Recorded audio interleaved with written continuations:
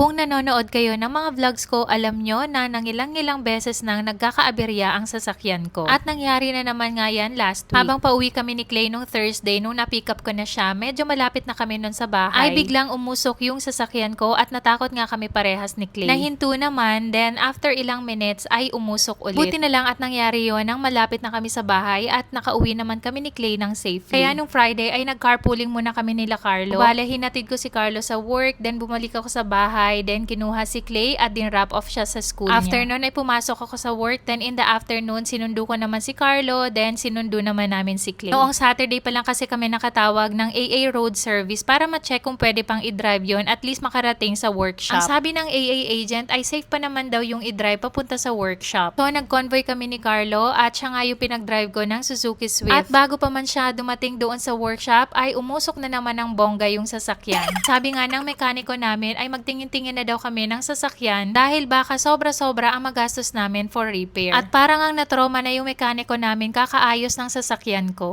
So ayun, napatingin kami bigla sa ilang car dealership noong weekend. At isa nga itong AJ Motors East Tamaki sa napuntahan namin. Nakakatuwa dito sa AJ Motors East Tamaki dahil may kababayan tayo ditong Pinoy na nagtatrabaho. Kaya kung naghahanap kayo ng mga murang sasakyan ay hanapin nyo na lang nga si Casey. Dito yan sa AJ Motors East Tamaki branch.